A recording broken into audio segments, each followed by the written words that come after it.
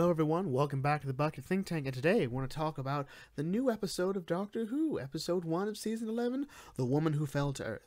So, honestly, I've been sort of quiet about most of the goings-on in Doctor Who since we did our first video, which was talking about how we got to Jodie Whittaker becoming the 13th Doctor, and I've just sort of been ignoring most of the news, just hearing it as it comes out. I'm like, you know what, this news, whether it's irritating or not, with the ideas like, gone is the daftness of the previous Doctor. Here's this new one, where Chibnall wanted to go more family targeted shows, which we had no idea what that meant.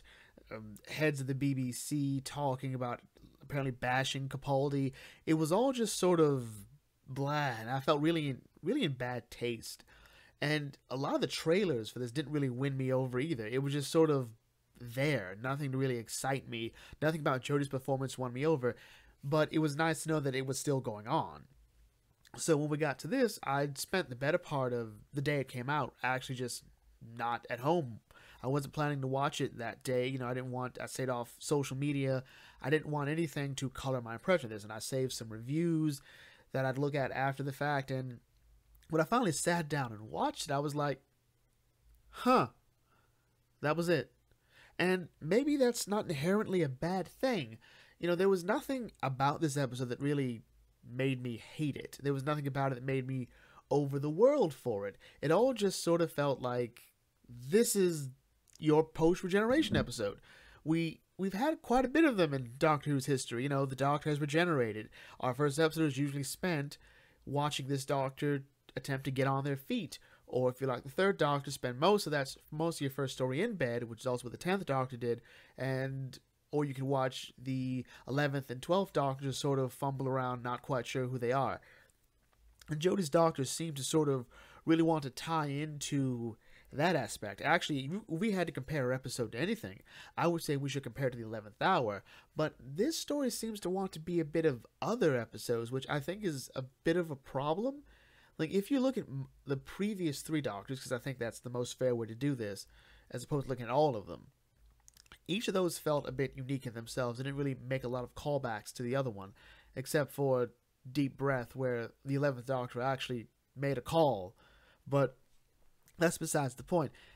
Let's just sort of break this down into its, I guess, 3 aspects. So we have the story, our characters, and the Doctor. So let's start with the story. So Ryan starts off this episode pretty much just talking via YouTube video, which I felt was cool, or at least interesting, sort of gives it a sort of present day feel to it, which I've always sort of been against, but whatever. This is how Chris wants to do it. This episode was very sort of by the books, but it also didn't feel like it was as scary as it wanted to be. Like, the monster, in my opinion, really didn't help. Like, if anything, he was more intimidating before he took the helmet off, because I get the idea that he's wearing people's teeth is supposed to be frightening, but it looks so stupid. I was like, okay. Like, what else? And I like the other idea that it had, like, these were like 2 alien forces that were just going to fight on Earth, and the Doctor has to, well, while trying to figure out if they are the Doctor, fight them off, try to get them to leave the planet, never come back. Sort of a mix of the Christmas invasion and the 11th Hour. Okay, fun, sounds interesting. And to be fair, the scout monster, the scout alien, which was just these tentacles going around that were effectively scanning the target, I felt was really cool. I would have liked if that had been the monster, or just sort of like the attack dog. I think that would have been a bit more interesting than this sort of joke. And I think that's also a problem. Like, this story never feels as grand as I think it should be. And maybe that's just because, we've just left the Moffat era. Moffat loved to make any moment as big, fantastic, and amazing. The man did not spare a moment to make you be wowed, whether you felt it was appropriate or not. Sometimes it didn't feel like it needed to be. Sometimes he didn't want to let a moment just be a moment. He wanted it to be, again, big and loud. Here, it just sort of never feels quite big. It doesn't really feel that loud. There's an attempt to get you with the scale, but that's sort of it. So, characters? Well, our major character is Ryan. It's really hard to get a fix on Ryan, or at the very least, he didn't really win me over. like most of this episode is gonna be summed up in this. I don't hate it. Didn't really love it. Like, I don't really get what Ryan's focus is. Like, what is it that he wants? And I felt this episode should have been what told us maybe we didn't need this many characters in this story, because Yasmin has nothing to really do. She just sort of shows up like, hey, I'm a police officer, and I'm on probation. I'm still training, but I think I can do more. And are they trying to imply they won't let her do more because she's a woman, or is it just that she feels she's more ready than she really is? You gotta walk before you run. Does she feel she should break away from this because she's better than anyone, because she's more qualified? We don't know. She's sort of, again, the afterthought here. Grace was all right. I think she is supposed to be the actual woman who fell to Earth, just based on what happened. I really think that she shouldn't have died so early. I felt like maybe the next episode or whatever, just because I don't feel the same emotional connection. They didn't really do a good job really establishing the emotional connection in my mind between her and Ryan, her and Dean. It just didn't quite feel like it was there yet. I don't know. I personally liked Graham. I think he was the most interesting character, just because he had the right amount of skepticism. I think everyone else just sort of like, they're like, well, she can't do that, and whatnot. And Graham's actually, attempting to, sort of at least attempt to argue. He's a bit like Rory's dad. And I think that's really great. Rory's dad was awesome. And he does sort of help hammer home more emotional weight that I think Ryan really tried to hammer home. In some ways he did do it, in other ways he didn't. Overall, I'm excited about this cast a bit, just to see primarily Ryan and Graham, just to see how those two are going to move forward with their relationship after the loss of the wife/grandmother. So now comes to the Doctor. So long story short, when it comes to Doctor Who, I can get through just about any episode if I can enjoy the Doctor. That's sort of it.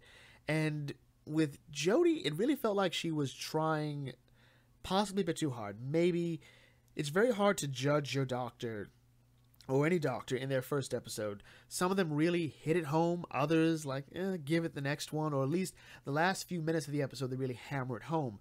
Good examples of this would be Matt Smith's portrayal of the 11th Doctor, but then again, that was really set up. Capaldi as the 12th Doctor, that was also a really great moment. The thing is, when they say I'm the Doctor, that should be the moment where you can't defend any statement like they don't feel like the Doctor. They've said they're the Doctor. They've embraced the name. When Jodie has that moment, it doesn't quite feel it. Again, maybe we're missing the sort of gravitas and grandeur that the Moffat era brought to us.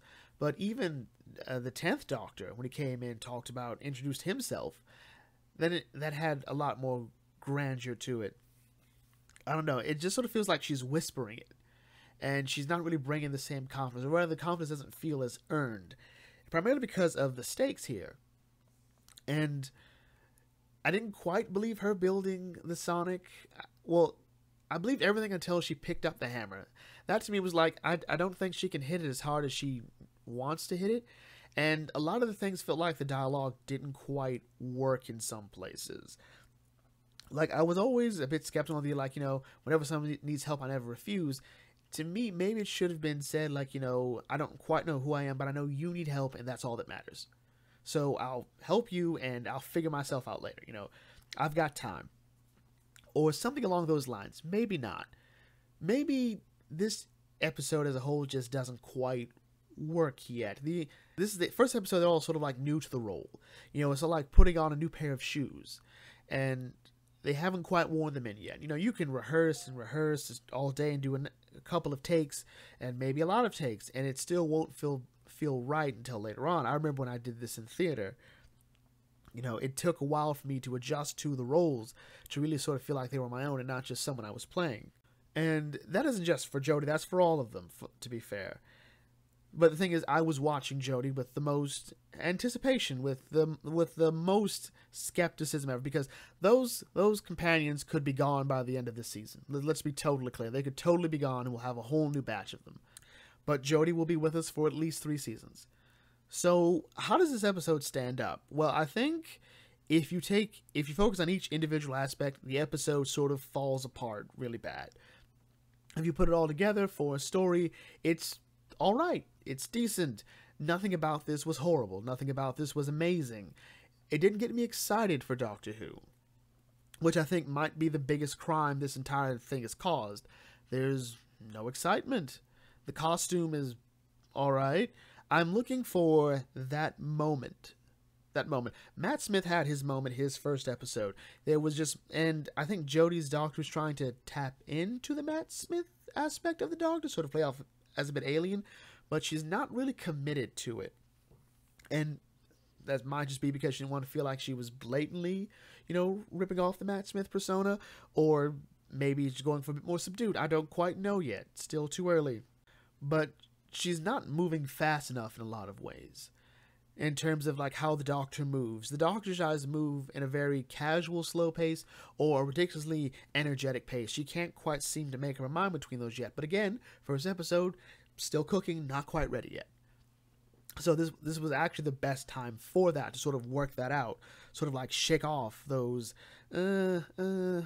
moments, I'm looking forward to the next episode. Hasn't won me over, but I think this season is supposed to be more about the character. We're supposed to enjoy the characters more than the story.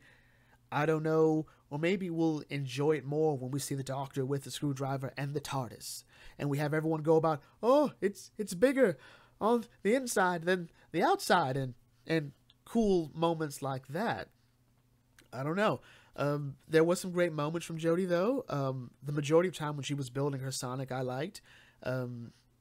The conversations on the crane with the alien. Actually, a lot of her back and forth with the alien was sort of alright. It was also sort of calling back to the 10th Doctor a bit. And if you've noticed, this is sort of a problem with Doctor Who. It's very hard to look at an episode and say, that scene reminds me of something else in the show's 50 plus years. And that's no one's fault, but Chibnall did say he was going for a whole fresh new idea. And so far it just seems, we're gonna tone it down a bit. Tone it down a bit. I don't know. But again, I'm looking forward to more. Not excited for more. But I'm more than willing to say, this is alright. This is just fine. Anyway, with that in mind, we'll bring this video to a close here. If you're new to the Bucket, thanks again for free to like, comment, share, subscribe. Check out some other videos on this channel. If you saw this new episode of Doctor Who, love to hear your thoughts on it. Whether things about it you felt that worked, that didn't work. Was the monster a bit stupid with the teeth? Should Carl have been a companion? Should Carl be tagging along? I don't know. But I will catch you all later. This is the Bucket Think Tank signing off. May your fandom serve you well.